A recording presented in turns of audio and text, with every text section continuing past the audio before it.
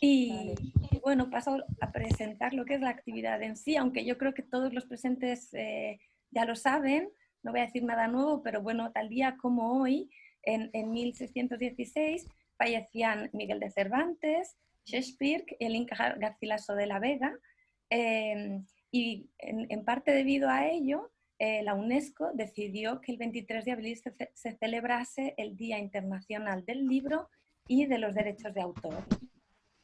En un día como hoy en España, tradicionalmente además, se entrega el premio Cervantes. Este año, el ganador o el merecedor del premio Cervantes, el galardonado, es un poeta catalán, Joan Margarit, al que le estamos dedicando el club virtual de lectura de la red de bibliotecas del Instituto Cervantes hasta final de mes. Así que si alguien está interesado en participar también en esa actividad, es muy recomendable, muy interesante. Hago la invitación ahora. Si alguien tiene algún comentario, alguna duda, me puede escribir después por correo. Y bueno, esta fiesta, como hemos comentado también, coincide con la festividad de Sant Jordi, que es el patrón de Cataluña, y existe la costumbre de regalar rosas y libros a la gente más querida. Desafortunadamente no podemos regalar libros, pero sí hemos traído una rosa a Rosa Rivas. Yo creo que hemos elegido bien, ¿no? La rosa que ofrecemos este día, que es nuestra invitada en el día de hoy, será bibliotecaria por un día, bibliotecaria por estas horas. Sí, estoy viendo, sí que, perdón, porque como estoy presentando, voy a silenciar, perdón que interrumpa la presentación, voy a silenciar, ¿vale? Todos los micrófonos para asegurarme. Ok.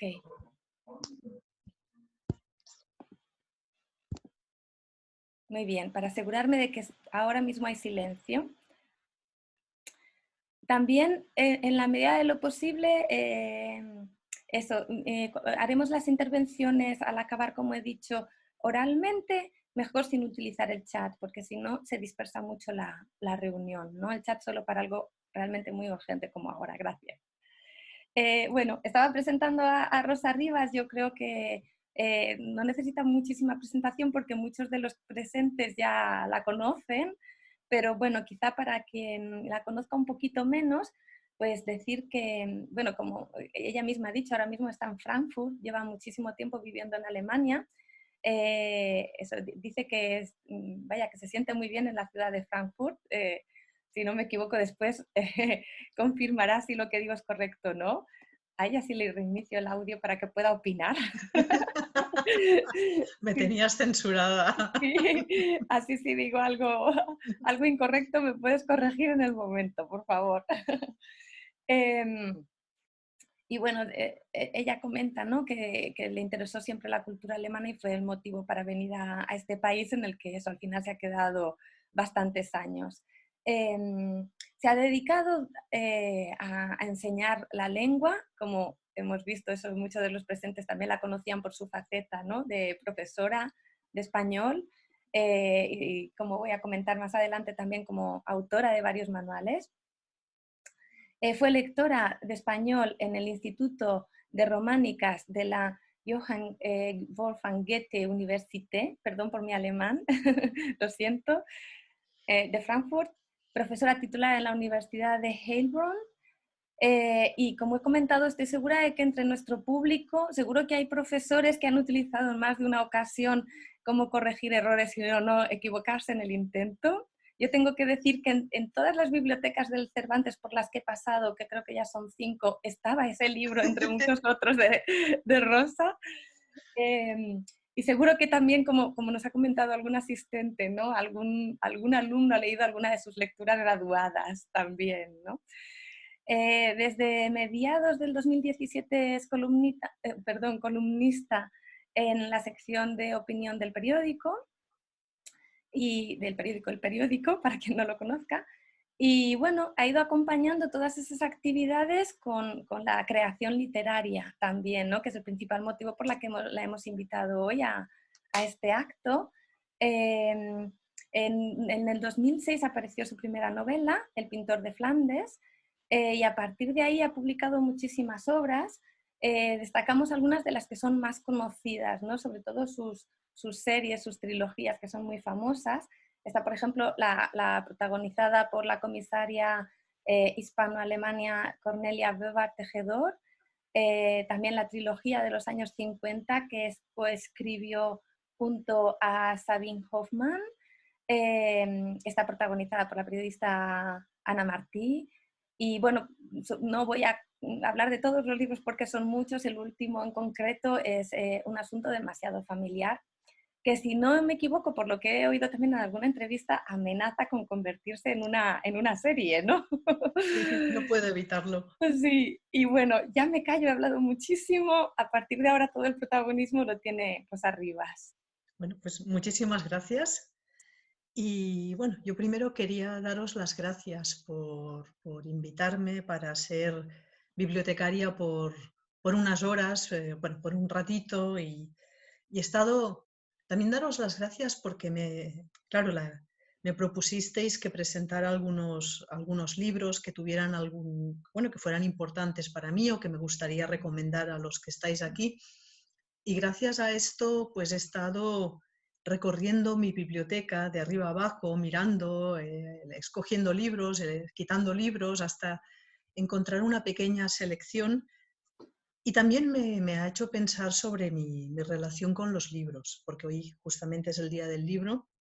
Estaba pensando, bueno, en la suerte que he tenido de tener unos padres que por suerte están muy bien y siguen siendo muy lectores.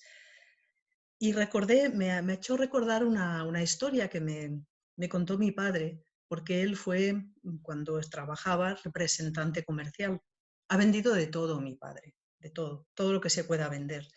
Y una de las cosas que recuerdo es que mi padre fue vendedor de libros a domicilio. No sé si recordáis cuando antes había señores que iban puerta a puerta vendiendo enciclopedias o vendiendo colecciones de libros. Y mi padre me contó que éramos muy pequeñitos, no nos podemos acordar, que él fue vendedor de enciclopedias a domicilio y de libros también, y que tocaba una puerta, conseguía vender una enciclopedia o intentaba venderla, a veces con el argumento de los del tercero se la han comprado a su hijo, va a sacar mejores notas que el suyo, cosas por el estilo, o la gente que le compraba los libros a metros, porque le quedaban más bonitos en la estantería y entonces él me contaba, no, yo vendía muy bien El fabuloso mundo de los animales, porque era de un color verde que encajaba con todas las estanterías habituales en España. Y esto también, pues yo creo que gracias al maravilloso mundo de los animales comimos muchas veces en mi casa. Y recuerdo que teníamos una colección de libros unos libros muy caros. En mi casa dinero había más bien poco, pero teníamos libros carísimos, preciosos, maravillosamente bien encuadernados. Me contó mi padre hace poco que era que la misma empresa que lo había contratado para vender libros le quedó a deber y los morosos no le pagaban y entonces le pagaron en libros. Supongo que esos días comimos mal, pero tuvimos una colección de libros maravillosa que sí, que nos ayudó bastante a sacar buenas notas en el cole, porque bueno, teníamos muchos libros de consulta y teníamos, por supuesto, El maravilloso mundo de los animales también en casa. Y gracias a que a que me hayáis pedido que participe en esto, me he ido acordando de cómo era la vida en nuestra casa con los libros y quería empezar enseñando, he hecho una pila de libros aquí, quería enseñaros un libro que tengo guardado como un auténtico tesoro. No es un libro que igual seguramente no está en la biblioteca, en vuestra biblioteca, porque el autor no es español. El resto después los tenéis todos, lo he comprobado, pero este no lo tenéis. Este es un libro que encontré en casa y este es uno de los libros más valiosos que tengo en mi casa. Aquí se llama La venganza, pero el título original es El corsario negro. El corsario negro de Emilio Salgari, podéis ver que el libro está destrozado, está absolutamente destrozado, porque este libro no sé cuántas veces lo habré leído cuando era pequeña. Este libro fue el libro que me convirtió en lectora apasionada. Fijaos, como está de roto. Además, como pasaba hace muchos años, cuando querías proteger un libro, lo forrabas. Y lo forrábamos con un forro adhesivo. Ahora es un poco asqueroso tocarlo, porque está muy pegajoso. Pero este libro es, si se quemara mi casa, lo que yo sacaría corriendo de mi casa. Este libro es mi fetiche, porque es el libro este que todos tenemos, que nos ha hecho lectores apasionados, que nos lo leíamos una vez y otra, y llegabas al final, y cuando llegaba el final y decían el corsario negro llora, yo también lloraba con el corsario negro, y empezaba el libro otra vez. Así que este es el que os quería enseñar, porque, bueno, como muchos tenéis niños, quería simplemente pensar lo importante que es que en una casa haya libros y que en una casa haya estos libros que nos van a hacer lectores apasionados, que nos van a hacer lectores para siempre. Y una cosa te quería pedir. Se me hace extraño hablar sin el sonido de los demás. ¿Lo enciendo? Sí, es Ok, que me siento muy sola. vale, ok. Veo Activo tu caritas cámara. sonrientes, pero me siento muy sola. Sí, porque El problema, Rosa, es que entonces cada que habla sale a primera página y es muy, muy desconcertante, porque cada ruido que haga cualquier persona lo proyecta y tú dejas de ser la persona principal. sí, pero ¿sabes qué pasa? Que estoy hablando en un silencio absoluto Sí, y es me extraño. siento un poco extraña. Entonces, Solo oigo mi voz y bueno, si os quedáis así Sí, quietecitos. pero en el debate luego salimos otra vez todos, así Sí, que por eso es mejor que lo dejes así, porque si no puede ser mucho lío.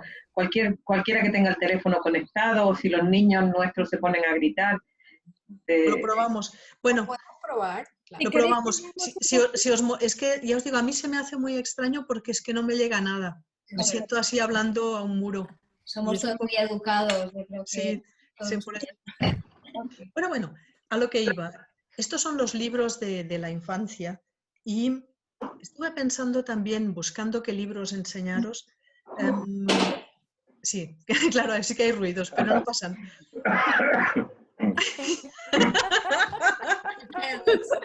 Vale, entiendo el problema. Sí.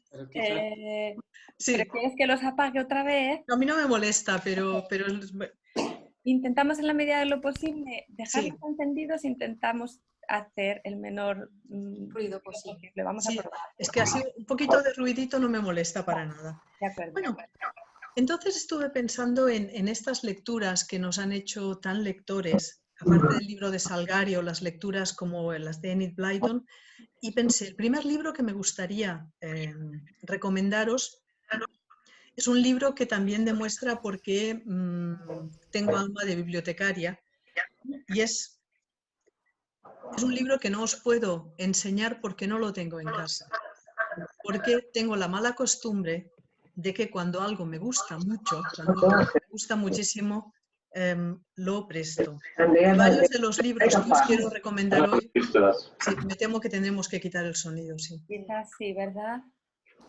¿Qué piensas? Sí, ¿no? Mejor. Sí, que lo siento. Me Vale. gustaba más veros con un poco de fondo, pero hay un poco de... Sí. Somos muchos. Vale, Bueno. voy a intentar encontrar la forma de hacerlo de nuevo, sí. Bueno, mientras tanto sigo hablando. Sí. Os quería recomendar un libro que no tengo aquí, pero quedaos con el rápido, lo podéis anotar. Es un libro que se llama Paseos con mi madre. El autor es Javier Pérez Andújar y es un libro que en este hilo que he ido haciendo de lecturas que me gustaría recomendaros, es un hilo que me lleva al principio, a la infancia y a la infancia de alguien que no es de Barcelona, que vive cerca de Barcelona, que ha nacido cerca de Barcelona, pero que no es de Barcelona.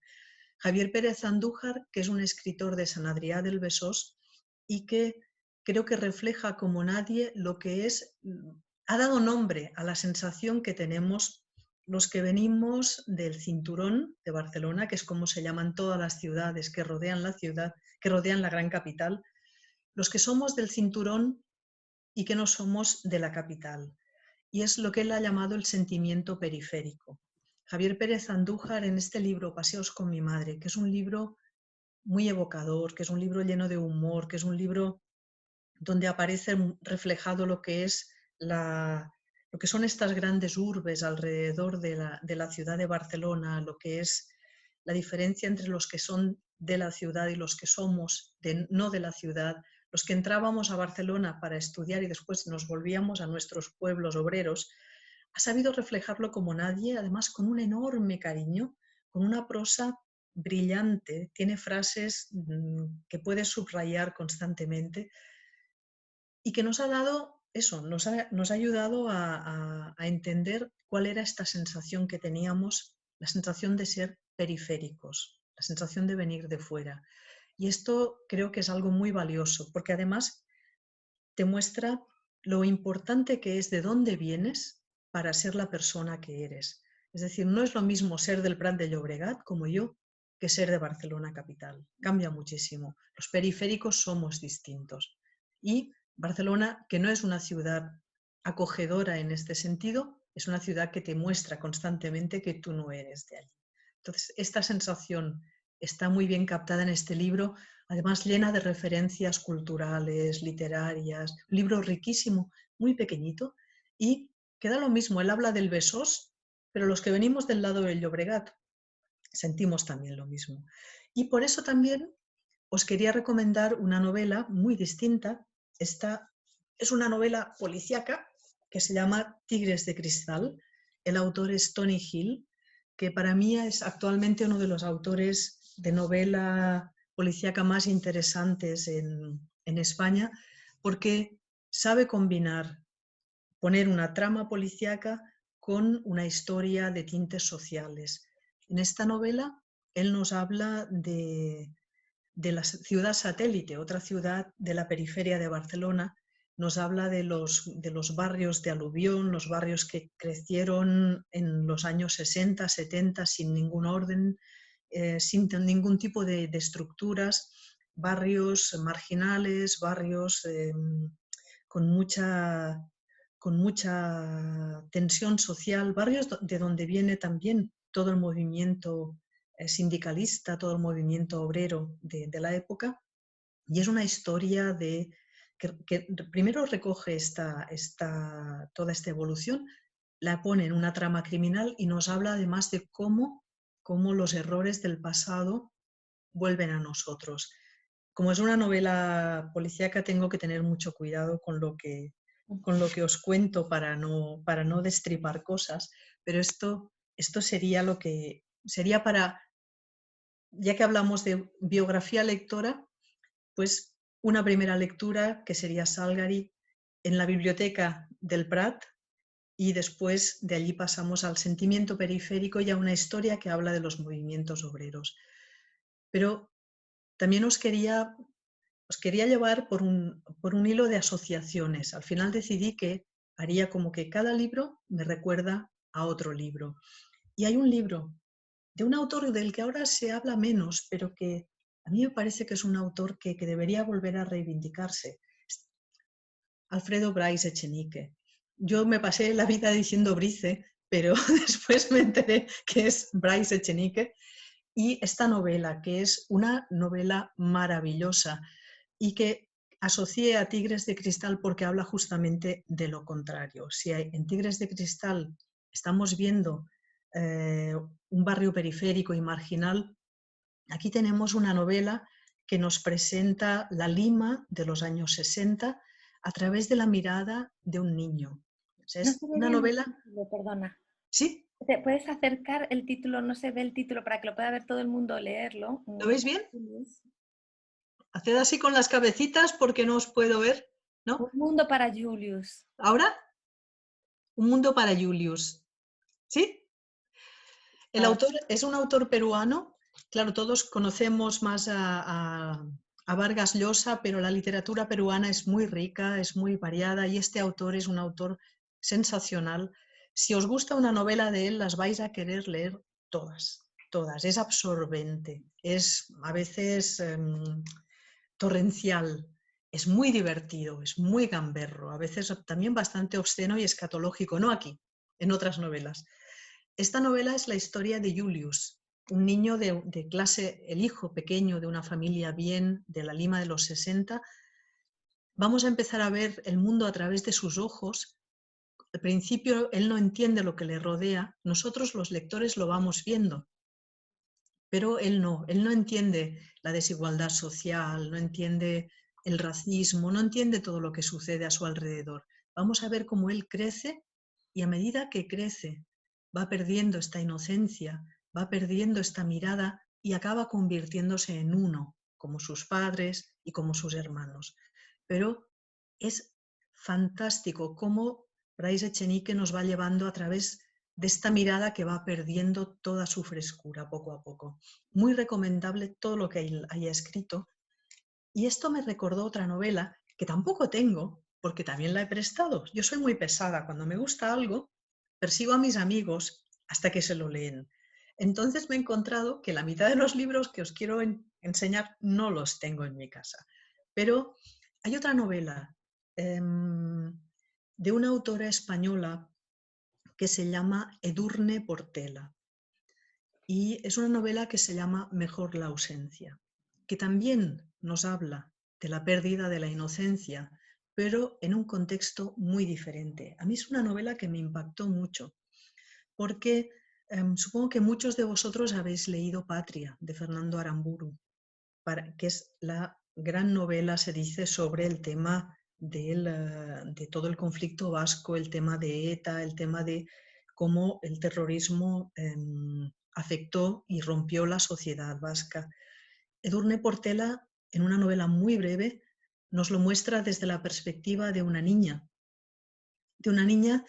que va creciendo también a lo largo del libro, y al principio su discurso y lo que ella ve es muy pequeñito, es lo que puede ver una niña, y no entiende cosas que pasan, pero vamos viendo, notamos la tensión, notamos la violencia de los 80 y los 90 en el País Vasco. Y ella va creciendo también, va creciendo y el horizonte se amplía cada vez más. Y vamos viendo cómo esta familia que está en medio de este contexto tan violento, cómo los hermanos, cada uno de ellos va tomando una posición diferente. ¿Qué pasa con el padre? Que al principio no entendemos qué pasa con el padre. Es muy breve la novela, pero en muy poco nos cuenta y nos hace sentir desde dentro cómo era vivir en la Euskadi de los 80-90. También es lo mismo que Bryce Echenique, una pérdida de la inocencia, pero muy diferente. Es otra novela que os recomendaría muchísimo. ¿Me seguís bien? Haced así con las cabecitas porque estáis sin sonido. Sí. Bien, esta es una de mis recomendaciones. Me he hecho aquí una pila de cositas. Y ahora os recomiendo otro libro una autora que me gusta todo lo que hace, que es Claudia Piñeiro, una argentina. Esta novela se llama Las viudas de los jueves. Con esta novela ganó el premio Clarín. Claudia Piñeiro es una autora que refleja muy bien lo que es la desigualdad social en Argentina. Es una autora que usa el género, en este caso aquí hay un crimen, hay unos crímenes, usa el género para mostrar cómo es la sociedad en Argentina. Esta novela pasa en un country argentino, ¿no? Un country con todas las casas de lujo, cerradas, valladas, sistemas de seguridad. Al otro lado de los muros están las casas en las que vive el servicio, que entra a limpiar en este country y después sale todos los días otra vez. Y hay un muerto, mucho más nos puedo contar, y este quiebro en esta sociedad aparentemente perfecta nos va a poner en evidencia la miseria enorme que hay también dentro de esta sociedad de muy, muy, muy ricos. Pero todo lo que escribe Claudia Piñeiro os lo recomiendo. Es una autora que vale muchísimo la pena y, como estoy trabajando con asociaciones, me ha hecho pensar en que ahora hay una gran hornada de escritoras argentinas muy potentes, muy buenas, jóvenes escritoras argentinas que están publicando obras fantásticas. Muchas escriben relatos como este. Aquí incluso viene la etiqueta de la librería que lo recomienda. Mariana Enríquez, Las cosas que perdimos en el fuego. Son relatos, dicen que de terror. Sí, son de terror. Es un terror a veces muy oscuro, a veces muy brutal. No es el terror clásico, es otro tipo de terror. Tenéis que leer a Mariana Enríquez, pero no lo hagáis cuando estéis solos en casa. Muy, muy buena, muy buena. Ganó este año el premio Anagrama de novela. La novela no la he leído, como cuentista me parece excepcional. Lo mismo que otra compatriota, yo digo, chicas fantásticas de Argentina, que es Samantha Schweblin, una autora excepcional también. Este libro, a ver, un momento, el título está aquí abajo, también muy recomendable. Siguen esta gran tradición de cuentistas argentinos que ya teníamos en Borges, en Cortázar. Ahora tenemos una gran hornada de autoras argentinas que trabajan el relato de una manera excepcional. Y sigo con Samantha Schweblin, esta novela, Distancia de rescate. Bueno, lo llaman novela, es un relato muy largo más bien, que me lleva, o sea, pasé de los relatos a este relato largo. Dicen que novela, pero bueno, digamos que novela, la letra es enorme, es un relato largo, una novela corta, que toca un tema que me parece interesantísimo, que es las relaciones entre madres e hijas. Es una novela que puede parecer extraña al principio, pero si os dejáis llevar por esta voz narradora, que al principio os digo, es un poco difícil de seguir, os va a llevar a una historia sorprendente, a una historia que a veces tiene tintes góticos incluso, pero que lo que habla es de las relaciones a veces tóxicas entre madres e hijas. Y las madres e hijas me llevaron a los padres e hijos. Y una de las novelas más hermosas que he leído en tiempo es de Héctor Abad Faciolince, El olvido que seremos. Cuando eres escritora hay una cosa que también te pasa, que es la envidia enorme que sientes cuando alguien tiene un título tan maravilloso. Es poético y además nos está diciendo lo que vamos a encontrar aquí. Es una novela sobre la muerte y la pérdida del padre.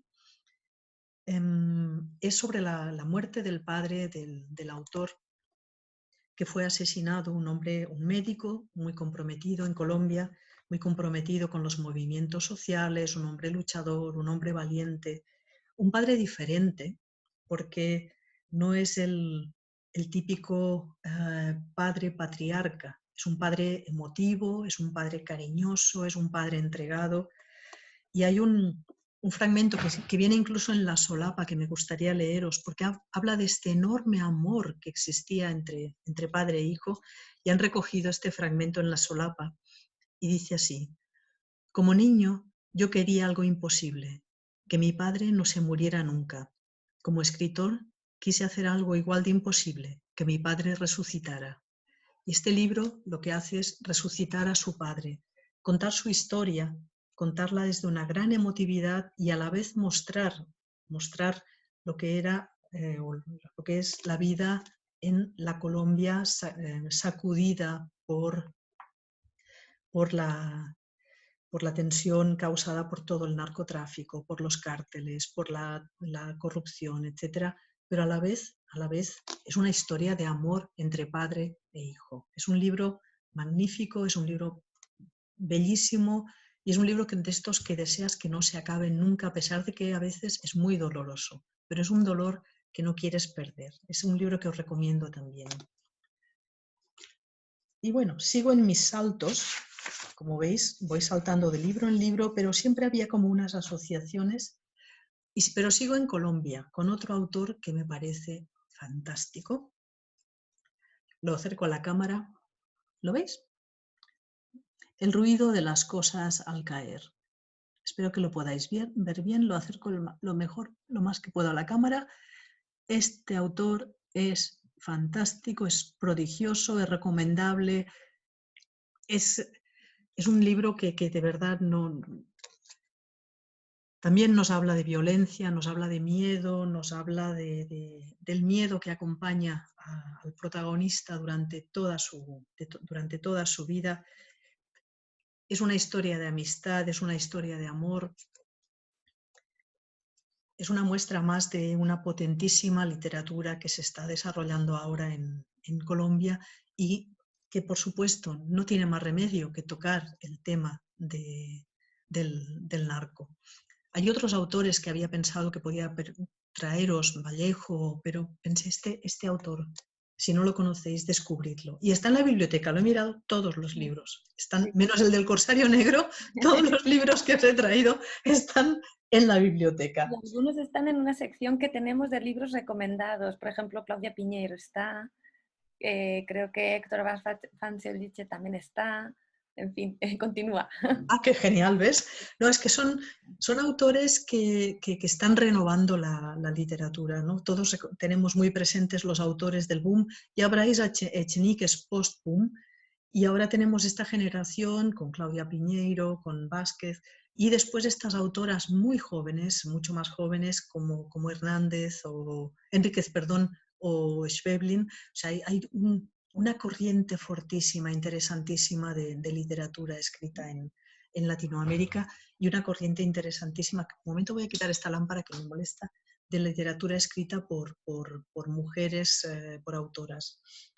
Pero como se me va acabando el tiempo y no me quiero olvidar de un par de mis autores favoritos, de los cuales uno de ellos he prestado todos los libros menos uno, os quiero hablar, hago un salto, de un autor que me fascina, que desde que descubrí este libro de él, Luis Landero, Juegos de la Edad Tardía, fue su primer libro. Este no lo presto porque mis amigos son como agujeros negros, ¿no? Los libros van ahí y algún día vuelven a tu casa. Pero el libro que yo os quería recomendar dos de él que valen mucho la pena. Su última novela, Lluvia Fina,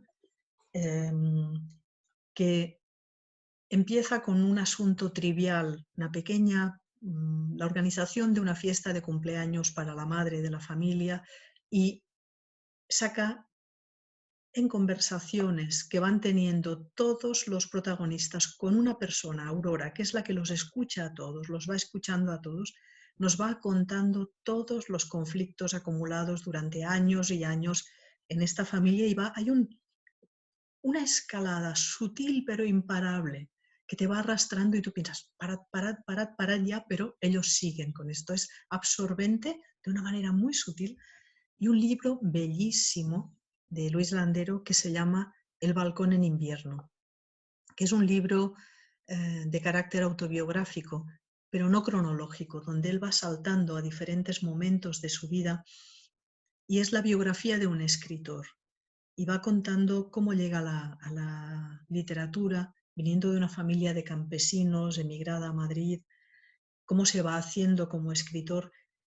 Habla de miembros de la familia, a veces puede parecer un libro un poco costumbrista, cuando habla del pueblo, cuando habla de la parte más rural de su biografía, pero es un libro lleno de bellísimas reflexiones sobre la realidad y la ficción que os recomiendo muchísimo.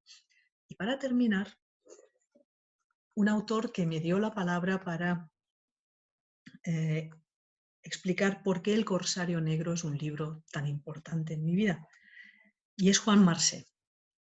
Juan Marsé, esta es una de mis novelas favoritas de Marsé, aunque a Marsé, yo de Marsé me leo hasta la lista de la compra. Es un ídolo para mí.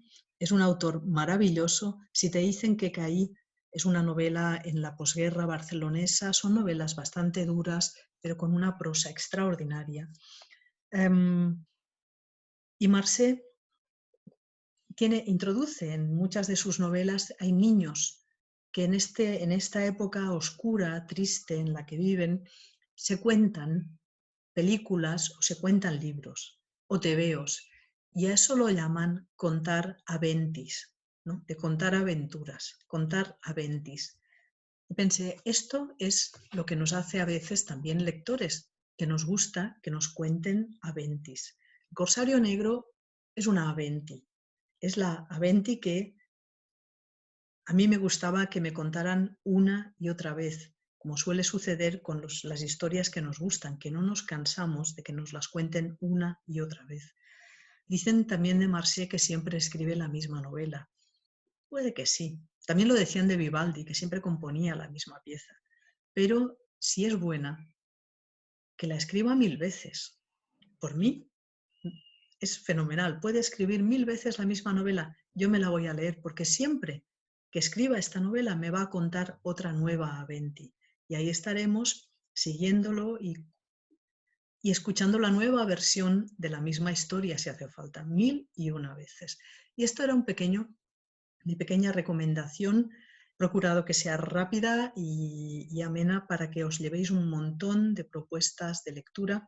Tengo más por si alguien se quedó con ganas, pero esto era, digamos, el paquete. Ah, no, disculpadme, se me olvidaba una cosa que es casi de deber. Perdón, ahora. Porque en el textito que os leía en el vídeo, ya os decía que este es el año Galdós. Por lo tanto, terminamos y cerramos recomendando a Benito Pérez Galdós, grandísimo escritor. No hay novela que no valga la pena leer. Esta es una de mis favoritas. Es una novela muy cortita, no se ve muy bien aquí. El título es Tristana. Es que es una de estas portadas maravillosas de Alianza Editorial, que son realmente sensacionales, pero claro, hay que mover el libro para que lo veáis. Tristana, de Benito Pérez Galdós, es una novela muy breve, es una novela que nos puede, actualmente muy moderna todavía, es una novela que habla sobre la libertad de las mujeres, sobre la diferencia de oportunidades de las mujeres. Tristana es una mujer que quiere ser libre, es una mujer que quiere tener una vida determinada por sí misma y que no tiene una manera de hacerlo, porque no hay una profesión que pueda hacer una mujer. Como ella misma en un fragmento dice, solo te queda hacerte monja. No me acuerdo cuál es la segunda, y la tercera ella misma no la quiere ni nombrar. Pero es la historia de una mujer que quiere en esta época ser lo que sería una mujer moderna y todas las dificultades contra las que lucha. Pero cada novela de Galdós está tocando temas importantes, como Doña Perfecta, de la que os leía un fragmento, donde hablamos de modernidad y atraso. Cada una de estas novelas, la Desheredada, tremenda novela también sobre la pobreza y la injusticia social, con una prosa que quizás al principio puede costar un poco, solo un poco porque nos suena un poco antigua, pero a las 2 páginas ya os habéis acostumbrado a estos pequeños arcaísmos lingüísticos para nosotros y estáis dentro de las novelas de Galdós. Es un grandísimo narrador, no os lo perdáis. Cualquier novela de él y después querréis leer más, y tiene muchas. Así que es una buena noticia que cuando algo gusta haya tantas, como con Juan Marsé, como con Vivaldi. Estas son mis recomendaciones. Ahora se puede aplaudir, ¿no? Sí, gracias. Muy bien. A ver, están... Y ahora os toca a vosotros y vuelvo a pasar mi pila de libros al otro lado. Yo quiero comentar un Hola, yo también quiero comentar. Hay un montón de manos, estupendo. Un momentito antes de empezar al turno de preguntas, solo disculpar a nuestro director, al director del instituto, que desafortunadamente no consigue conectarse. Lo lleva intentando casi 1 hora. Entonces, no está aquí no porque él no quiera. Y luego, a raíz de la recomendación que acaba de hacer Rosa sobre Pérez Galdós, a lo largo del día en nuestro Facebook hemos tenido la suerte de poder compartir 5 vídeos de 5 grandes escritores, entre ellos la propia Rosa, que nos leía un fragmento de Doña Perfecta, si no me equivoco. Está también Aramburu, Javier Cercas, Jorge Cepeda Patterson, Mercedes Rosende, Antonio Ortuño, creo que no me estoy dejando a nadie, lo siento si ahora mismo me olvido de alguno de los escritores, donde también nos recomiendan también. Voy a ir a buscar un libro, ¿eh? Y ahora pasamos a la parte de preguntas. Creo que Macarena Muñoz quería participar, me parece que es la única persona que ha pedido la palabra. Adelante. Bueno, Rosa, yo quería decirte que más que una pregunta, quería decir que Galdós es uno de los escritores que más he leído y más me ha influido. Yo creo que he leído todas las novelas de Galdós. A mí mi favorita sigue siendo Fortunata y Jacinta. Tristana posiblemente fue la primera que leí en mi adolescencia, por el volumen que tiene. Sí, sí, sí. Y luego, de los otros autores que ha citado, Juan Marce, pues sí, he leído Si te dicen que caí y Últimas tardes con Teresa. Y bueno, me ha parecido muy ilustrativo. Alfredo Bryce Echenique, también lo he leído. Y las autoras argentinas me han llamado mucho la atención porque no las conocía. Y supongo que las leeré en breve. Sí. Y te quiero dar las gracias. Pero Galdós, de verdad que lo sigo como tú recomendando, pese a que tú sabes que hay algunos autores últimamente que hablan en contra de Galdós. A mí me parece que contra los clásicos no se debe hablar.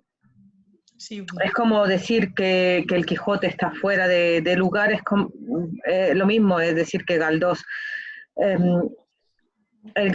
Cada uno tiene sus defectos, pero Galdós es un autor necesario.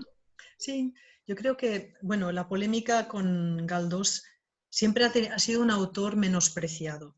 Y esto me parece que es una pose porque parecía como menos internacional, etcétera, etcétera, cuando en realidad es un autor, yo creo que también ha sufrido bastante el hecho de que era un autor liberal de ideas, un autor que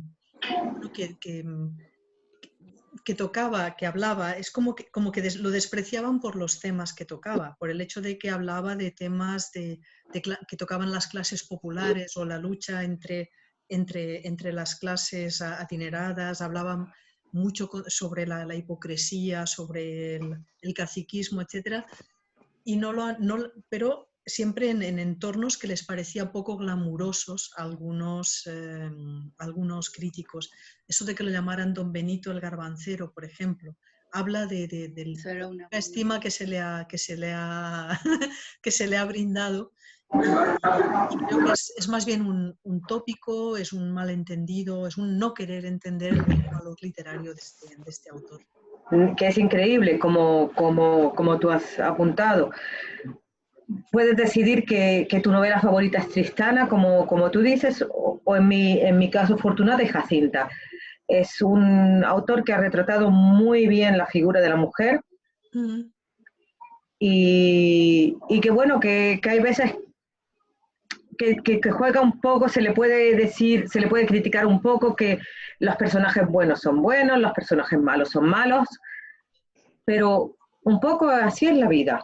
Sí, bueno, y es sobre todo en las novelas de su primera etapa. Después es un autor que gana en complejidad, pero también, claro, un autor que tenía algo que quería contar y quizás al principio es eso, son un poco estereotipados, pero después ganan en densidad y además él tiene tal maestría narrativa que pasas por encima de todo eso.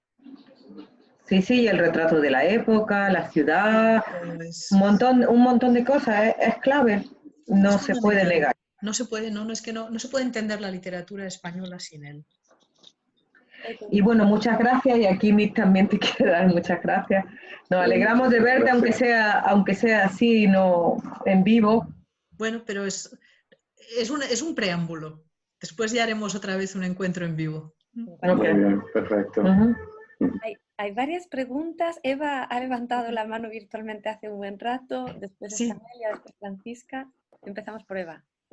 A ver, Eva. ¿Dónde está Eva? Le iniciamos el audio. Ahora puedo hablar. Hola, sí. Hola, Rosa. Hola.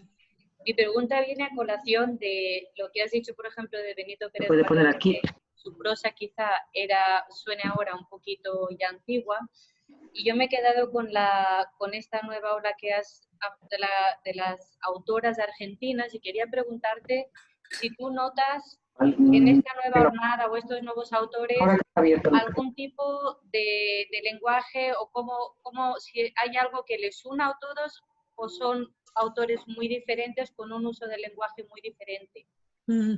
Son muy diferentes. Tú puedes diferenciar su forma de escribir, aunque son de la misma generación, pero no escribe igual Mariana Enríquez, que la prosa a veces mucho más reducida, mucho más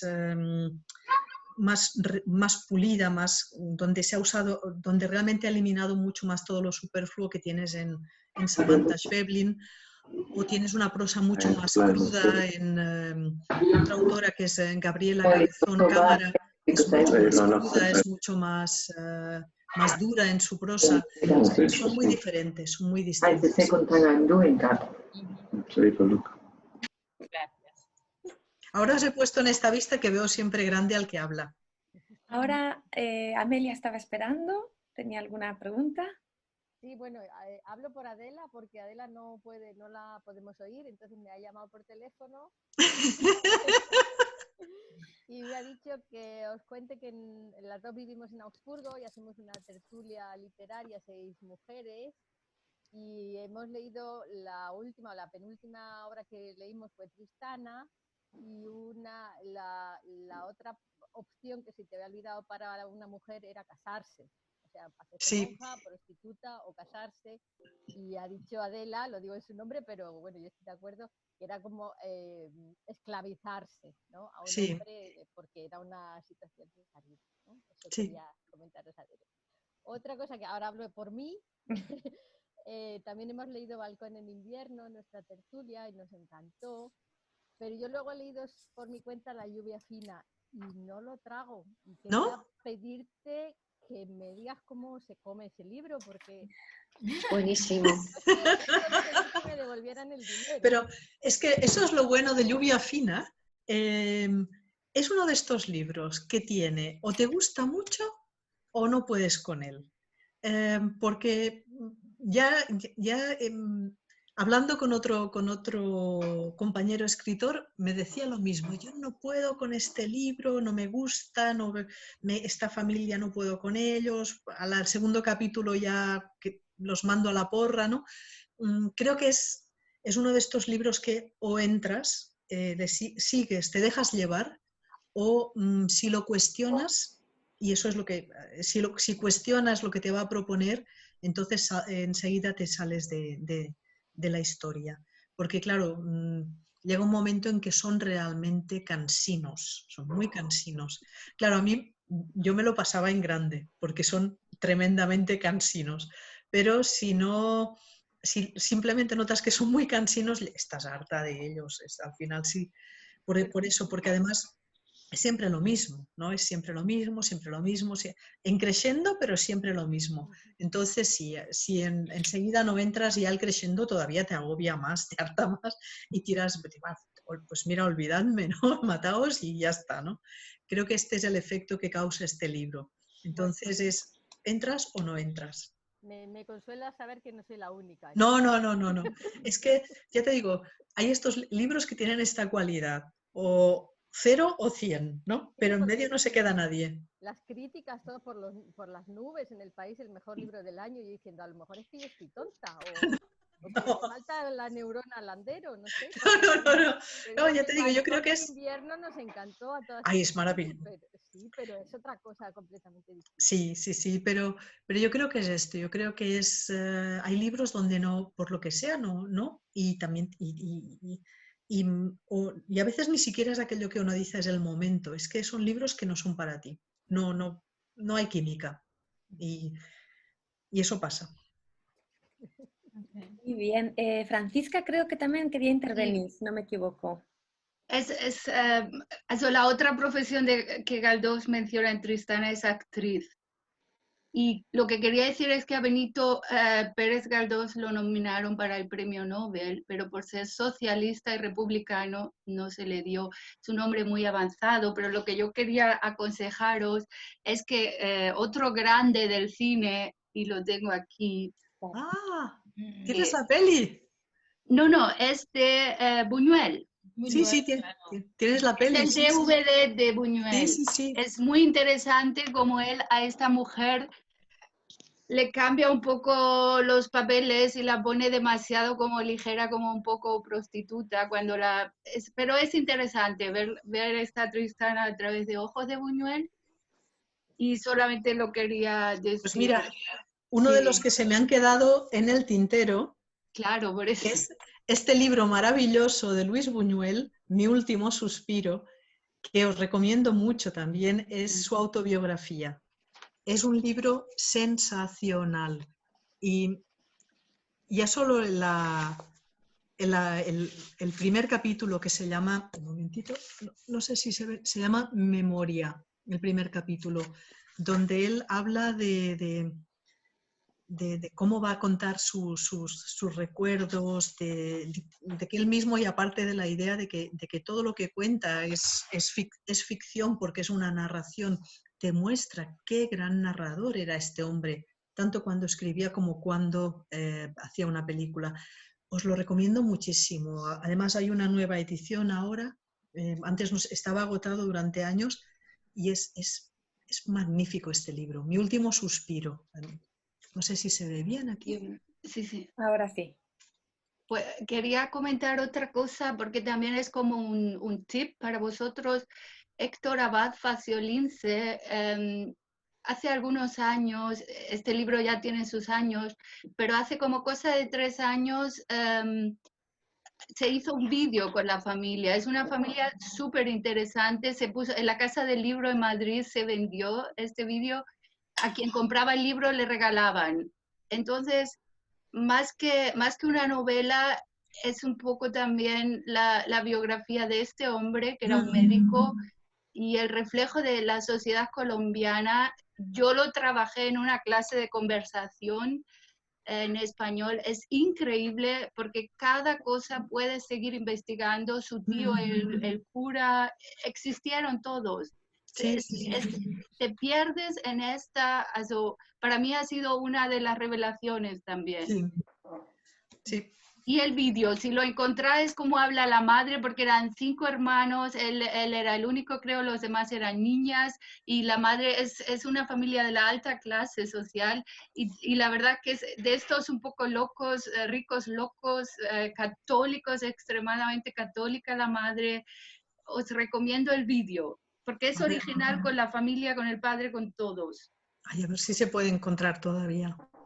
Y él ha escrito a veces, Héctor Abad Faciolince habla muchas veces escribe en El País, y ha hecho entrevistas en Informe Semanal. Una vez dijo, él no entiende a las sociedades europeas que tienen una seguridad, unas democracias instauradas, y se siguen quejando y no lo valoran. El hombre no tiene desperdicios, lo aconsejo. Cualquier cosa que él, sí. Todo lo que... Sí. Acaba de publicar un libro con un diario de los últimos años. Salía el otro día la noticia en el País que ahora se publica su diario. Creo que es un diario con interrupciones, pero es el diario de sus últimos años, con un diario de escritor, ¿no? Así que creo que vale la pena también seguirle la pista por ahí. Creo que Manfred también quería intervenir, si no me equivoco. Sí, muchas gracias, Begoña. Gracias, Rosa, por la estupenda ponencia. Un buen puñado de las escritoras y escritores que has nombrado se han pasado por el Instituto Cervantes de Múnich, también tú. Sí. Ahora, sí. Sois muy buenos anfitriones, hay que decirlo. Bueno, Begoña sobre todo. No. Pero muchas gracias también. Te quisiera preguntar si tú trabajas o lees, vives la literatura en los equipos electrónicos.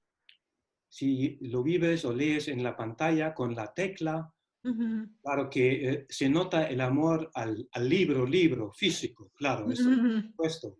Pero me interesaría tu relación con la literatura y los medios electrónicos. Bueno, a mí me gusta más leer en papel porque me gusta mucho subrayar. O sea, yo los libros los quiero mucho, pero los maltrato más. Porque los subrayo, les hago de 1000 perrerías. Incluso cuando hay un libro que no se deja abrir bien, tengo que golpear el lomo, pues lo golpeo sin ningún problema. Tengo un amigo que una vez casi se desmaya cuando se lo cuento, pero quiero que el libro se abra bien. O sea, el libro me gusta como objeto, pero tampoco lo idolatro, ¿no? Solo mis libros antiguos, irrecuperables, valiosos, los que quizás, si no, pienso que el libro hay que usarlo, que el libro le gusta que lo abras, que lo pintes, que lo leas y lo vuelvas a abrir, y así acaban todos mis libros. Y que los prestes, ¿no? Y así estáis como yo con la biblioteca medio vacía. Pero también me gusta, sobre todo porque tengo que viajar mucho, tengo un lector electrónico, porque claro, es fantástico poder llevarme solo una cosa y no cargar 40.000 libros. Por eso tengo muchos dobletes, porque tengo libros que he empezado en un viaje, en el lector electrónico, pero en casa me gusta más leer en papel, así que me lo compro otra vez.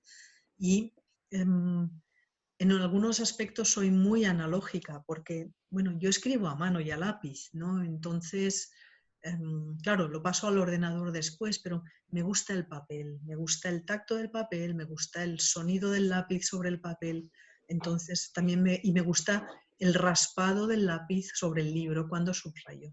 Y apuntar cosas y en las partes, aquí en este no os enseño ninguno que está desgraciado todavía, pero como en los libros te dejan siempre algunas hojitas en blanco, pues aquí me apunto cosas para encontrarlas después. Este está todavía recién comprado, así que todavía no está, pero los dejo bastante masacrados, ¿no? Pero me gusta todo, me gusta todo. Lo que me importa es el contenido, pero prefiero el papel. Vale. Gracias. No hay de qué. ¿Alguien tiene alguna pregunta más? Sí, Pena, no sé cuál es el nombre, señora. Beatriz es mi nombre. Beatriz Peña, sí. Pena. Pena De tristeza. Okay, Beatriz Peña. Pena. Bueno, me llamo realmente Beatriz Vaquero, pero Pena es mi marido y por eso está Pena. Bueno, muchas gracias a Rosa, que tenía muchas ganas de verte otra vez también. Me alegro muchísimo. Aquí en mi casa, sí. Y nos hiciste una tarde muy, muy agradable. Y bueno, quería hablar un poco de Benito Pérez Galdós también. No sé si conocéis este libro de cuentos. No sé si, a ver, ¿lo veis? Al otro lado, Beatriz, aquí. Exactamente. Bueno, son cuentos, son relatos breves, cuentos clásicos es adaptado, pero es muy agradable para leer en la clase de español, realmente es para un nivel bastante avanzado. Y yo lo trabajé con mi clase y lo interesante es que cogí el libro en el Instituto Cervantes, creo que fue finales de enero, o febrero, antes de que, en el Instituto Cervantes de Frankfurt, antes de que ocurriera lo del coronavirus. Todavía lo tengo en mi casa porque no lo he podido devolver. Y bueno, me alargaron la devolución y tal, pero es muy interesante, cuentos breves, son 4 cuentos breves muy, muy interesantes, nos gustó mucho en la clase, lo recomiendo. Lo único que está descatalogado, no sé si lo hay en la biblioteca electrónica del Instituto Cervantes, pero es muy interesante, cuentos, se llama cuentos simplemente. En versión electrónica no estoy segura, en papel yo casi juraría que también está en Múnich. Ahora de memoria no, tampoco lo puedo decir, pero es también otro de los libros que por casi todas las bibliotecas por los que he pasado he encontrado. Sí. Pues es un pequeño tesoro, si está descatalogado, cuidadlo bien. Para comprarlo, pero está descatalogado. Pues es muy interesante, la verdad, los cuentos. Y bueno, sobre tus libros, tú tienes libros muy interesantes también que no nos has hablado. Bueno, no, es que no. Yo venía aquí yo soy la bibliotecaria hoy. A mí me da mucho apuro hablar de mis libros. A mí uno que me ha gustado mucho, que me leí bueno, el año pasado, es el del lobo en las minas. Me gustó mucho. La verdad es que sí, me lo leí. Bueno, yo leo mucho en Kindle porque leo de noche en la cama, entonces leo mucho en Kindle. Pero lo que dices tú de pintar los libros en mi casa era como algo prohibido. El libro era sagrado y había que cuidarlo mucho, estaba prohibido pintar en los libros. Bueno, a mí me gusta, quizás es una reacción. Claro, yo soy la hermana mayor, entonces los libros del cole pasaban de mano en mano en nuestra casa. Y era mi hermano el pequeño el que tenía el privilegio enorme de pintarrajear todos los libros del colegio, porque ya no venía nadie detrás. Entonces, Claro. yo los he tenido que pasar en perfecto estado, sin ninguna marca, sin nada, todo. Y creo que me quedó un poco la envidia de ver a mi hermano pintando bigotes y monigotes en todas partes. De la revancha. Que ahora es la revancha. No, pero más bien es que pienso que el libro es un objeto para vivirlo, ¿no? En todos los sentidos. Entonces, bueno, pues cuando encuentras algo que te gusta, pues que lo subrayas en tu ejemplar. No lo haría nunca en un ejemplar de una biblioteca, pero subrayarlo y volver a ese pasaje que te gustó tanto, porque está ahí, porque te lo has guardado, o a veces sorprenderte cuando relees un libro 10 años más tarde, piensas, ¿yo por qué subrayé esto? Sí, No te entiendes, y es como que vuelves a quien eras tú hace 10 años y te das cuenta de cómo has cambiado tú viendo qué pasajes marcaste del libro que ahora no te parecen nada en especial, ahora habrías marcado otra cosa. Y pienso que es también por eso, como que vas dejando tu biografía en tus propios libros. Sí. Solo un pequeño comentario. Estaba esperando Nahir Márquez, ahora enseguida le doy la palabra, pero yo también, era una de las cosas que tenía pendiente, no quiero que termine la sesión de hoy sin que luego Rosa nos recomiende, para, por ejemplo, quien no haya leído nunca un libro suyo, diga por cuál le recomendaría que empezase. ¿Lo quieres hacer ahora o...? Al final. Bueno, dejamos entonces a Nahir Márquez que intervenga, pero esa respuesta tiene que ser contestada, por favor, antes de que terminemos. Sí. Hola, buenas tardes. Encantada de estar acá. Hola. Ha sido una tarde maravillosa, escuchándolos a todos y fundamentalmente a usted, ¿no? De verdad que ha sido maravilloso. Yo le quería hacer la siguiente pregunta, y era en relación al Corsario Negro. Sí. Usted dijo que el Corsario Negro fue el libro que la convirtió en lectora apasionada.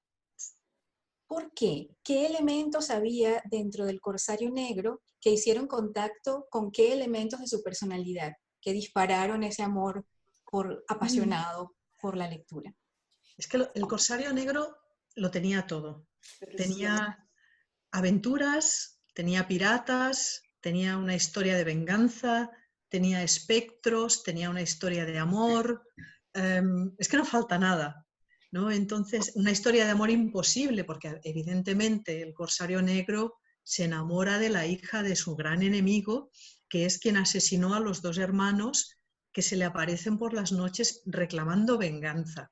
Tenía compañerismo, tenía todos estos elementos de aventuras unidos al hecho de que también había esa parte desgarradora de que al final de esta novela él, que ha encontrado a la mujer de su vida, como ha jurado venganza a sus hermanos muertos, la abandona en un barco y termina llorando. Entonces, era esta emoción que cuando eres lector, no sé, con 10, 11 años, que es esta lectura apasionada también, encuentras todo eso en ese libro y lo vives, ¿no? Y estás en el mar de los sargazos, que ni siquiera sabes dónde está, pero suena fabuloso, ¿no? Suena muy bien. Suena muy bien. Y uno de sus compañeros es un marinero de Hamburgo, que tampoco acabas de situar muy bien, pero que todo es exótico, tiene lo que tiene un buen libro de aventuras, ¿no? Y entonces lo lees una vez y cuando terminas necesitas volver a empezarlo porque quieres volver a hacer ese viaje.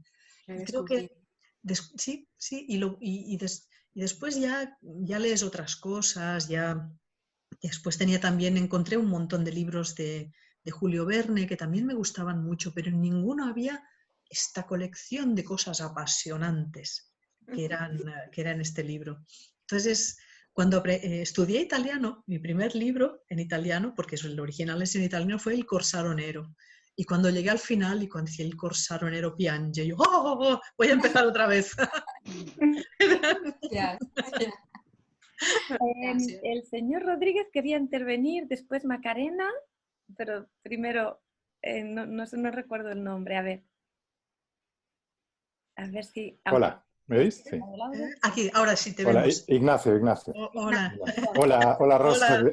Una alegría volver a verte. También, sí. También otras caras conocidas de Múnich, que hace tanto tiempo que no veo, incluso antes de la crisis. Una sorpresa ver a todo el mundo aquí. Yo te quería preguntar una cosa. Tú en tu primera recomendación has hablado de una novela que habla del sentimiento periférico, del síndrome de Barcelona, con el que tú te sentías muy identificada, sí. ¿no? por haber crecido en el Prat. A mí me ha pasado algo parecido siendo de Barcelona, aunque no había nacido allí. Yo crecí en Barcelona, pero siempre tenía un poco este sentimiento de desarraigo, de no pertenencia, ¿no? Ha habido como una narrativa en general en Barcelona, en Cataluña en general, una novelística que hablaba un poco de estos temas, ¿no? De Juan Mas, que mencionabas, ¿no? Que también ha tratado, por ejemplo, la figura del charnego, ¿no? En Últimas tardes con Teresa, en Últimas tardes con Teresa, sí. Exacto. Y luego, pues no sé, quizá otros como Vázquez Montalbán o Terence Simoes. ¿Crees que hay, como dicen algunos, una literatura catalana escrita en castellano con temas propios, o estamos hablando de una literatura española escrita en Cataluña? Esto es muy difícil de responder, porque claro, Mendoza, Montalbán, Marcé, Tony Hill ahora también son autores catalanes que escriben en castellano. Entonces son autores, forman parte de la literatura catalana y forman parte de la literatura española. Entonces yo creo que tocan temas que tienen que ver mucho, todos ellos, con estos temas que tienen que ver con el sentimiento a veces de no pertenencia, a veces el sentimiento el sentimiento periférico de Pérez Andújar, por ejemplo, esta sensación de que tú entras en Barcelona pero después te vas, ¿no? Como que te echa cada vez. Y recuerdo que Pérez Andújar, no sé, a ver si lo cito bien, es que tampoco querría decirlo mal, decía que no es una cuestión de idioma, es una cuestión de dinero. Y eso me pareció una cuestión de clase social, más bien, ¿no? Entonces, son los autores de la literatura de temas más obreros, ¿no? Son los autores también muy críticos, ¿no? Entonces, yo creo que va por ahí la cosa. Pero el tema daría para una bien larga charla. Sí. Gracias. Macarena también quería participar. Sí, yo quería un poco contestar la pregunta que tú has hecho, ¿no, Rosa Rivas? De qué fuera de Rosa Rivas recomiendas. Para mí, la que recomiendo como inmigrante aquí en Alemania, como Rosa Rivas, Entre dos aguas. Yo no paro de sentirme entre dos aguas, entre dos culturas, en la periferia, en cierto modo, no perteneciendo a ninguna. Y yo querría leer una novela en donde se cita precisamente esa novela. Voy a leer solamente el fragmento. Juan fue la primera persona que se leyó mis cuentos que yo solía escribir en ese entonces. Bueno, lo que dice esta novela es que este chico que se siente inmigrante, el profesor le recomienda leer el libro de Rosa Rivas, Entre dos aguas. Vea que hay mucha gente sintiéndose así, entre dos aguas, no perteneciendo ni a una ni a otra cultura. Yo no sé qué libro tú recomiendas, Rosa, que leamos en primer lugar. Yo me he leído muchos libros tuyos, pero yo creo que se debe empezar con Entre dos aguas. Muchas gracias. Gracias a ti. Bueno, pues ya que me lo... Claro, a ver, esto es como preguntar a cuál de mis niños quiero más, ¿no? Entonces es muy difícil. Claro, Entre dos aguas es para mí una novela muy importante por lo que acaba de decir Macarena, porque también refleja lo que es la vida de los que estamos moviéndonos entre dos culturas, o también entre dos aguas, de ahí que la protagonista de esta novela es una comisaria hispano-alemana, nacida aquí, en Offenbach, pero que se mueve de madre gallega, padre alemán, y que se mueve entre dos culturas, que de otra manera es la misma experiencia que tenemos todos los que llevamos mucho tiempo viviendo en Alemania, que es el ni aquí ni allí a veces ya, ¿no? Estamos entre las dos culturas, a veces para bien, a veces para mal. Claro, es una novela para mí muy, muy especial y a la que le tengo un cariño muy, no sé cómo decir, siempre va a ser una de estas novelas que voy a decir que es importante para mí, pero todas las mías lo son, por supuesto. Y después, quizás es que hay un par de novelas que por la forma o como me sentí cuando las escribía me parecen especiales. Para los que no sean muy aficionados a leer novela policíaca, pero una de mis novelas favoritas es Pensión Leonardo, que también habla del desarraigo, porque es del desarraigo de la gente que llegaba a vivir al Poble Sec, que es un barrio de Barcelona, y se quedaban a vivir todos en una pensión en el barrio hasta que encontraban un lugar donde quedarse, y que recoge pues también las historias que yo conozco de mi familia. Mi abuelo tuvo una pensión como esta, donde llegaron a vivir 40 hombres que llegaban al Prat para buscar trabajo en las fábricas y se quedaban en la pensión hasta que encontraban una casa y podían traerse a la familia, etc. Yo no llegué a conocer la pensión, pero sí que las historias de la pensión. Y esta es una novela, pues, para mí muy, muy especial. Y claro, por supuesto, la última es siempre la mejor, la que piensas que te ha salido mejor, porque es donde piensas que ya sabes un poco más, ¿no? Y que piensas que esperas que sea peor que la siguiente que vas a escribir, como tiene que ser. Y bueno, mucho cariño le tengo a una novela que es un poco más rara, que se llama La detective Mel. Esta también es una novela que quiero mucho, porque la escribí como en estado de gracia. Es que no recuerdo ni el esfuerzo de haberla escrito, salía sola. Es la más rara de todas, pero también es... Pero es eso, si me pongo, acabo diciéndolas todas, así que mejor lo dejamos aquí. A mí me cuesta mucho vender mis novelas, soy fatal. Blanca lleva esperando un poco y veo que Francisca también levanta la mano, Venga, pero pues vamos. Estamos pasando un buen rato de lo previsto. Si el resto de los asistentes están de acuerdo con que hagamos un par de preguntas más. Claro.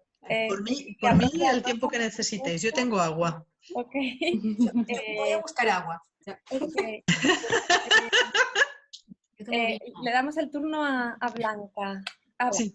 Sí, adelante. Muchas gracias por todo esto, por todas tus recomendaciones. La mía es la pregunta interesada como lectora, ¿no? Sí. Muy interesada. ¿Vas a escribir más novelas de Cornelia Weber? Pues de momento no, porque el problema es que es un tema más bien de editoriales, ¿no? Que ya estoy en otra editorial y de momento no. Pero quizás más adelante me acaban de comprar los derechos para hacer una serie. Entonces, si esto sale, igual me piden más novelas. Y entonces sí. Así que sería fenomenal, porque me queda una novela por escribir de Cornelia. Yo dije que serían 5 y me queda una pendiente. La tengo en la recámara. Así que espero en algún momento escribirla. Yo confío en que en algún momento pues me la pidan, porque no me gusta dejar las cosas sin acabar. Pero en este momento pues estoy con otros proyectos. Pero lo haré. Otra pregunta ya también. ¿Por qué Cornelia es de Offenbach? ¿Por qué Cornelia es de Offenbach? Bueno,